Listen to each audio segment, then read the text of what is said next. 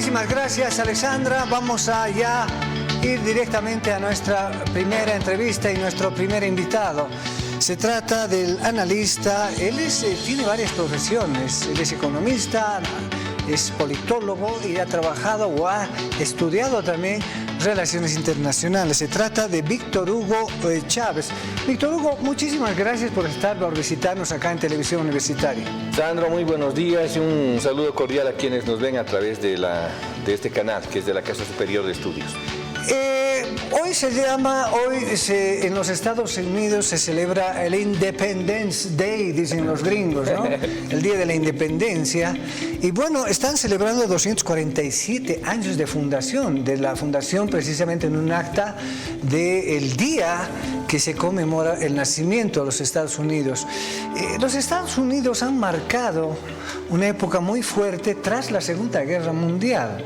Es decir, que de alguna forma la Segunda Guerra Mundial le quita el trono a Inglaterra como país capitalista, digamos el país capitalista en el mundo, y luego precisamente la Segunda Guerra Mundial, no sé si por coincidencia o porque Estados Unidos no tenía nada que hacer en Europa, se mete ahí y logra aliarse con una suerte de, por eso se llaman los aliados, con los países aliados, y logran tumbarlo a Hitler. De ahí que la economía norteamericana se lleva adelante y se convierte primero en el imperialismo, ¿no? ¿Te acuerdas? Sí. Era que dominaba esta mirada y luego se va a convertir precisamente en un país que va a dominar toda el área, no solamente latinoamericana, sino gran parte del mundo. Bueno, Estados Unidos no se puede negar que es una potencia mundial, pero ha tenido diferentes ciclos, un ciclo de consolidación bajo un referente que es la libertad, la independencia y la creación de un sistema presidencial muy diferente al sistema monárquico de Europa de ese momento. Un sistema regido por una constitución que también se mantiene vigente. Si bien su independencia es del 4 de julio de 1776, su constitución data del 17 de septiembre de 1787. Vale decir que estamos hablando de una estabilidad política de bastante tiempo. Un problema muy importante de Estados Unidos que lo ha sabido superar es la crisis interna del separatismo, que le llamaban la Guerra de la Secesión entre 1860 y 1865. Inclusive le cuesta la vida a su presidente, Abraham Lincoln. Y posteriormente, claro, en la época industrial que se consolida en las dos guerras, en el primer periodo en que se vuelve acreedor de las potencias, inclusive vencedoras y de las derrotadas también, y ahí pues la industria americana con las empresas que tienen no han tenido reparos en estar en negocios, y obviamente debe ser así porque negocios son negocios, inclusive con la Alemania nazi en un principio, bastantes empresarios estuvieron vinculados con ellos. El fin de la guerra nuclear tiene una forma de hongo, que es la bomba atómica que ha estallado el 6 de agosto de 1945, en que se impone el denominado Nuevo Orden Mundial. Ya no es tan nuevo, ya medio ancianito, ya tiene más de 70 años. En Hiroshima y en Nagasaki tiraron la bomba, ¿no? Sí, para derrotar a los japoneses, pero no tanto para derrotarlos, sino para demostrar al mundo el poderío que tenían ellos y a imponer el Nuevo Orden Mundial, la traslación de lo que era la Sociedad de Naciones desde Ginebra hasta la sede actual, Nueva York, que es la sede principal de la Asamblea General de Naciones Unidas. Crearon la Asamblea General de Naciones Unidas. El Banco Mundial. Y todas sus dependencias. El Fondo Monetario Internacional, que nosotros decimos es dependiente de los norteamericanos, pues es parte del sistema de Naciones Unidas. Naciones Unidas mismas está conformada con las potencias vencedoras y de Estados Unidos, Inglaterra, Francia, China y también Rusia. Bueno, la Unión Soviética en su momento sustituida por la actual Rusia, y en el caso de China, primero la China nacionalista, la de Chiang Kai-shek, y posteriormente sucedida desde los años 70 por la China comunista.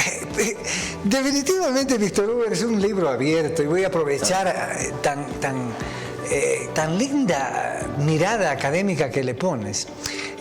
Tras la Segunda Guerra Mundial, si bien los rusos, la ex Unión de Repúblicas Soviéticas, se alían con Estados Unidos para vencer precisamente al fascismo alemán, ¿no es cierto?, a los nazistas.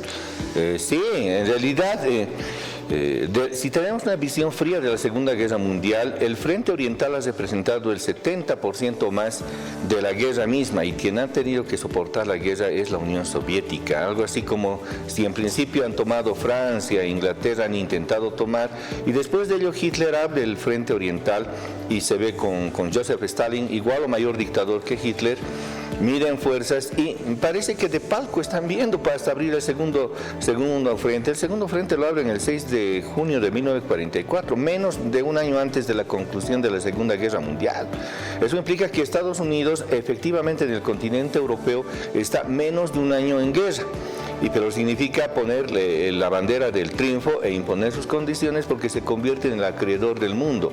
Todos los países, excepto Estados Unidos, los que estaban en beligerancia, sufrieron las consecuencias de la guerra física, bombardeos, muertes de manera directa. Estados Unidos tuvo muertos, obviamente, pero no sufrió bombardeos, excepto en el estaba caso... al otro lado del mundo, ¿no? Excepto con Japón, y es justamente lo que justifica... Pearl Harbor. Pearl Harbor, estamos en el 7 de diciembre de 1941, y se extiende hasta agosto de 1945, en que imponen el nuevo orden mundial, repito, a través de una bomba atómica. Ahora, Víctor Hugo, es bien interesante, tras la caída o la guerra caliente que se produjo después durante la Segunda Guerra Mundial, ¿qué es lo que sucede? Europa es dividida, ¿no? Sí. Estados Unidos, los países triunfantes, de alguna manera se dividen en Alemania en los primeros años, ¿no es cierto? Es por eso que se separa, es decir, se dividen con los rusos, porque eran aliados. Por eso es que se separa Alemania, ¿no? Y se construye el muro de Berlín. Winston Churchill ya señala a la conclusión de la Segunda Guerra Mundial que una cortina de hierro va a caer en Europa, y se está refiriendo de manera directa a la hegemonía que tenía en el lado oriental del continente europeo por la Unión Soviética y la predominancia de Stalin, obviamente. Le llama ya la Guerra Fría, y se llama la Guerra Fría porque enfrenta dos bloques aparentemente irreconciliables, que para entonces era el comunismo y el socialismo. Lo caricaturiza y bastante bien Cantinflas en esa su obra, Su Excelencia, los colorados y los verdes. Claro. Y no estaba muy lejos de la apreciación que se tenía de la división del mundo bipolar para ese momento.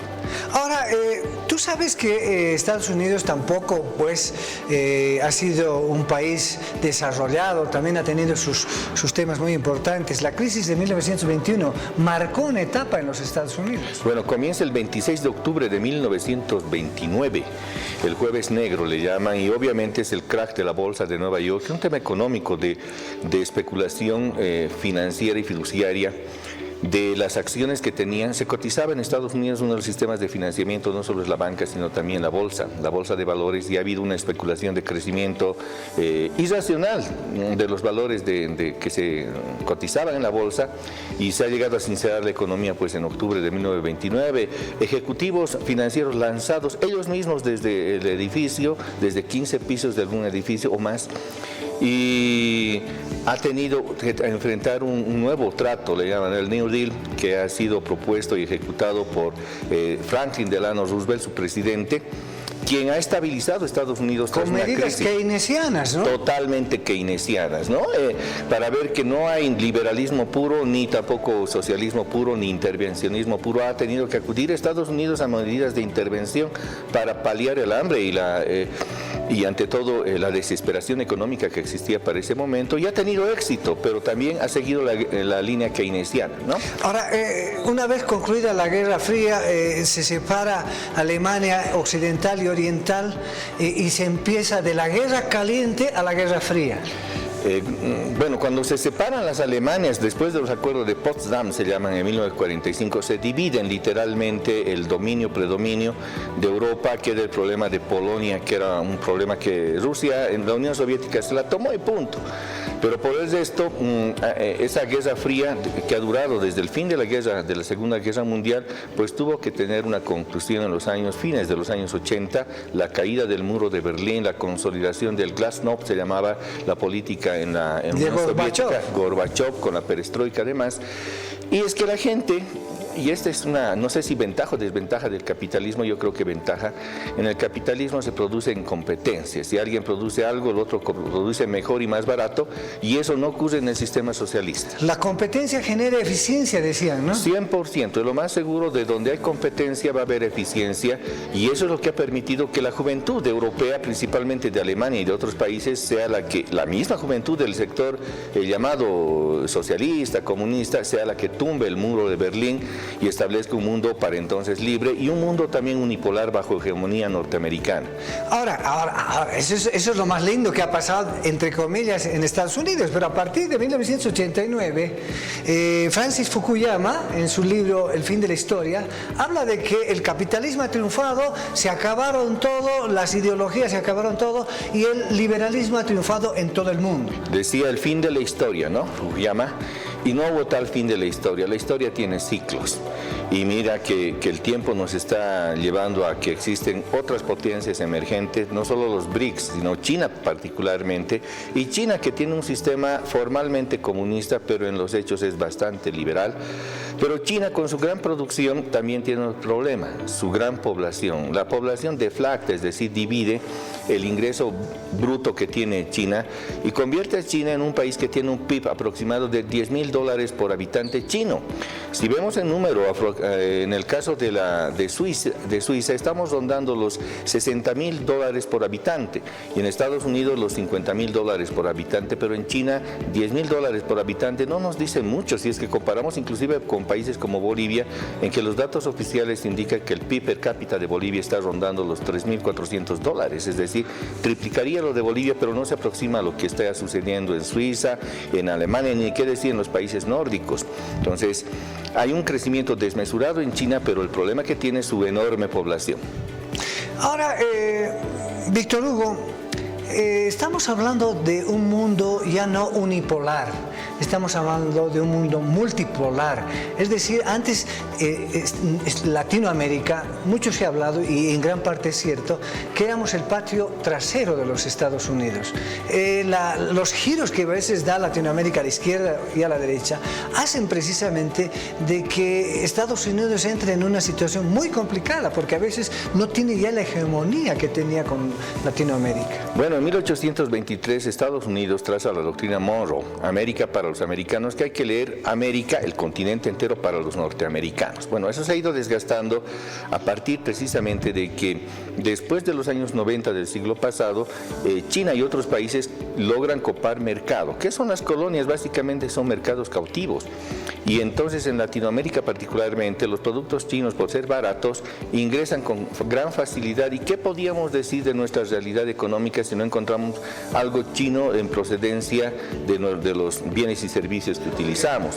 Entonces China ha logrado ampliar su economía a nivel de Latinoamérica, y ampliar su economía. Quien vende gana, dice, y entonces ellos venden y ganan, y se convierte de a poco el nuevo acreedor del mundo, y de a poco el país que puede poner condiciones a los demás para otorgar créditos. Y en su caso particular de Bolivia, por ejemplo, empresas chinas que se denuncia están explotando oro en el Madidi, pues no son debidamente controladas, precisamente porque podría causar algún incordio con la representación china, y ese es un problema que ahora tenemos que afrontar. Ahora, Víctor Hugo, Estados Unidos se ha caracterizado precisamente por una democracia liberal, una democracia representativa, presidencialista. Se han dividido permanentemente en dos partidos, el conservador y los demócratas. Los demócratas dicen que son un tanto tirados a la izquierda, y los conservadores son, digamos, muy radicales. Pero te voy a hacer una pregunta muy importante. La democracia en Estados Unidos, de alguna manera, no quiero decir se derrumba, pero enfrenta una crisis muy fuerte el 6 de enero de 2021, cuando se toma el Capitolio. Bueno, en realidad la controversia allá en Estados Unidos es entre los demócratas y los republicanos, y Donald Trump en su primer periodo, bueno, su único periodo que ha tenido, bastante controvertido, pues en contra del lineamiento histórico y además de costumbre norteamericana, ha pretendido una suerte de quiebre con la toma del Congreso, algo que no se veía desde hace mucho tiempo, en realidad desde la guerra civil, la guerra de secesión. y sí demuestra cierta fisura y cierta crisis del sistema democrático norteamericano. Pero la tradición norteamericana nos dice que eso puede ser una leve turbulencia en un viaje tan largo que tiene Estados Unidos de consolidación democrática.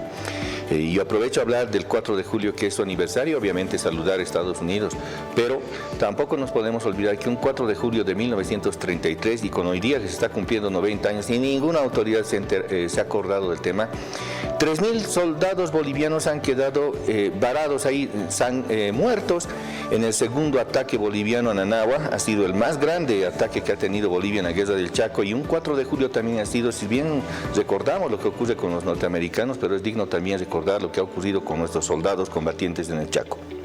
Víctor Hugo, definitivamente me encantaría seguir hablando porque eres una biblioteca abierta.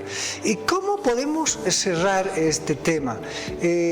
La tiene difícil Estados Unidos porque emerge con mucha fuerza China. Dicen que a mediados de este siglo China va a dominar el mundo. Sí, en realidad hay mira, en la Primera y en la Segunda Guerra Mundial, lastimosamente, y no es un presagio ni algo malo, pero es una realidad, los cambios de dominio del mundo han tenido que pasar por guerras militares. En la Primera Guerra Mundial, en que se depone el orden británico y se cambia el patrón económico mundial de la libra esterlina al dólar norteamericano, ha sido una guerra muy sangrienta, y la Segunda Guerra Mundial ha impuesto el nuevo orden mundial, es decir, que las conflagraciones mundiales a esa escala gigantesca son las que cambian quién es el que domina el mundo. Lo que tendríamos que divisar como Bolivia, un país sin potencia nuclear ni mucho menos, es que no exista semejante conflagración para un nuevo cambio de un nuevo orden mundial, sino que el cambio y la transición sean pacíficas y sea una relación estrictamente de mercado, porque el mercado es lo que domina al mundo y lo va a hacer, lo ha hecho desde la época de los cavernícolas y lo va a hacer seguramente al futuro. No, el mundo no se puede desprender de una economía de mercado, pero sí tiene que tener restricciones para que lo liberal absoluto no tropiece con que se descuide de lo social. Tiene que haber un cierto equilibrio, y por eso las ideologías están sobrando en la política. Que son por demás, no es necesaria la ideología, lo necesario es que la familia de cualquier persona en el mundo tenga el sustento necesario y la paz y tranquilidad que corresponde. Ahora, te preguntaba esto porque tú sabes, el tema de Donald Trump es una, si quieres, derecha conservadora muy radical. Sí. Es la ultraderecha en los Estados Unidos, sí, que ha contagiado a muchos países. Estamos hablando de Bolsonaro en el Brasil, de José Antonio Kats en Chile, y por ejemplo, Nayib Bukele también es una extrema derecha que es perniciosa también como la extrema izquierda. O en Argentina, Milei, ¿no? Que está viniendo con una doctrina absolutamente liberal sacada de manual. No sé si le va a funcionar. En la teoría funcionan las cosas en el papel y en el libro, pero no sé si en la realidad a Argentina le va a permitir que un liberal absoluto, como se proclama Milei, pueda ejecutar la política que dice. Sí, efectivamente. El lineamiento de Trump y el ejemplo que ha seguido, mira, ¿qué ha traído? Que Bolsonaro esté en un ciclo de gobierno y hoy esté con responsabilidades, que Castro no haya podido ganar la presidencia en Chile, aunque el otro lado tampoco se puede sentir victorioso en Chile porque no ha logrado aprobar una constitución y una modificación. Entonces Boris, su presidente, no encuentra un sustento en el lineamiento socialista que había pregonado en las campañas de las campañas de los paraguas y otras crisis que han tenido en Chile. Y más parece una guerra de discursos. Al que lo veo sí con cierta efectividad es a Bukele, pero descuida el tema económico. Él ha comprado monedas de las criptomonedas, y entonces en la parte económica también tiene muchos problemas, si bien en el grado de popularidad respecto a la lucha contra el crimen es efectivo, pero en otros frentes hay bastante descuido de ese presidente. Para concluir, Víctor Hugo, y agradecerte la presencia acá en Televisión Universitaria. Hablemos de Bolivia. ¿Qué está pasando? Parece que el movimiento al socialismo ha hegemonizado, digamos, la política en el país, ha logrado eclipsar a la oposición en Santa Cruz, pero ¿qué pasa? El MAS contra el MAS ahora. Mira, yo tengo otra lectura y me voy a guiar por algunos números. Esto me parece una campaña directa del MAS como MAS, no como MAS A y como MAS B, no, como MAS para la siguiente campaña, y te digo por qué. La censura del ministro Castillo ha sido precedida por 141 votos. 141 votos, pero nos estamos olvidando que ahí faltarían como 20, en realidad 25 diputados y senadores. ¿Dónde estaban el resto? Para hacer 2/3 se necesita ese número de los miembros presentes de la Asamblea Legislativa, que está conformada por 166 miembros, y han votado 141. Han desaparecido por arte de magia 25, pero la información que se da a todos es que el MAS está peleado. ¿No será una estrategia más bien del movimiento al socialismo de eliminar a cualquier discurso que no sea más contra más para la siguiente elección? Los números nos indican que han faltado 21 diputados y senadores, lo que dan lugar a que ha habido los 2/3. Si hubieran existido los 166 miembros, por ahí hubieran necesitado 110 votos que, inclusive con la bancada del MAS dividida, con el MAS rebelde, llamamos, o el MAS Evo, no sé cuál de los MASes es, no sé si alcanzarían los 110 votos. Alcanzar 101 votos, 9 votos menos, es probable con la asistencia de menos miembros de la Asamblea. O sea, Víctor Hugo, estás diciendo que esta es una estrategia para, primero, polarizar entre MAS versus MAS. Exacto. Y para que luego, el 2025, vayan unidos. Y el próximo octubre van a dar una señal. Eso vamos a ver lo que va a ocurrir en octubre, ¿no? En el Congreso que va a existir del MAS, que no dudo que va a sacar un candidato y probablemente otro candidato también, pero el problema no es el partido, el problema es el lineamiento político, y eso está escapando de los ojos de los demás analistas políticos y económicos. Enfrascarse en una pugna entre MAS contra MAS, lo único que está haciendo es hacer desaparecer a la oposición, y que la pugna efectivamente sea vota por el MAS azul o vota por el MAS rojo, pero al final, sin necesidad de decirlo, pueden conformar un solo bloque por el lineamiento político para la estabilidad de lo que se llama el Estado plurinacional, y eso va más allá de la simple pelea, de esa pelea coyuntural, de esa champagueza que le dicen, que no se ve tan efectiva. Por lo menos eso está bien para quienes no tienen un ojo crítico o clínico de este tema, pero parece que no es una pelea muy de fondo, excepto la polarización para tener simplemente un partido con 2 versiones en la próxima elección. Maestro, muchísimas gracias. De verdad, para mí es un honor tenerte acá en el programa por tanta sabiduría, tanta academia que lo demuestras en todos tus análisis. Muchísimas gracias. Gracias, Sandro, y todos también que nos han visto. Muy buenos días. Bien, hemos estado con el licenciado Víctor Hugo Chávez, analista económico, analista político y de historia. Bueno, no podemos discutirle. Vamos a hacer un corte y luego